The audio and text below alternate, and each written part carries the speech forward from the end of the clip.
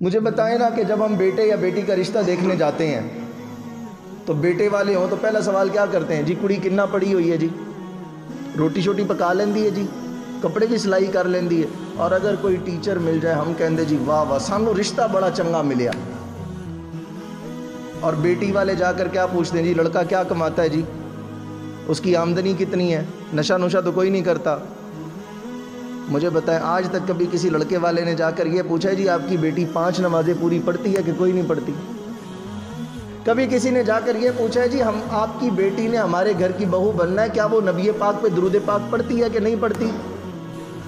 کبھی کسی نے جا کر یہ پوچھا ہے جی آپ یہ بتائیں کہ آپ کی بیٹی قرآن کی تلاوت کرتی ہے کہ نہیں کرتی؟ ہماری سوچ میں بھی اسلام نہیں ہے، سوچ میں بھی۔ اور بعد میں ہم کہتے ہیں حضرت صاحب کی کرا گھروں پڑھا کے آں۔ میں کہا جی پہلے پوچھ لیندے اللہ دی گل مانਦੀ ہے تے پھر تہاڈی بھی مان لیندی، تسی پہلے اے تے پوچھیا ہی کوئی نہیں۔ تانوں تے ایسی جی ٹیچر ہوئے تے جناب آمدنی ہوئے تے جناب انہوں کپڑے سینے آندے ہون، جے قدرے اے پوچھ لیندے جناب دسو تہاڈی بیٹی نماز قرآن پڑھ دی ہے تے سانوں قبول ہے، جے نہیں پڑھ دی تے پھر سانوں قبول کوئی نہیں۔ ہماری سوچ میں بھی اسلام نہیں ہے۔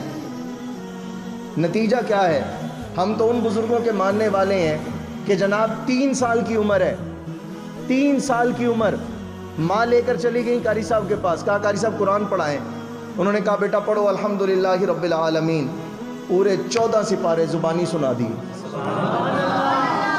14 سپارے زبانی سنا دیے۔ قاری صاحب بڑے حیران ہوئے، کہا بیٹا جہاں سے 14 یاد کیے ہیں وہاں سے 16 بھی یاد کر لینے تھے۔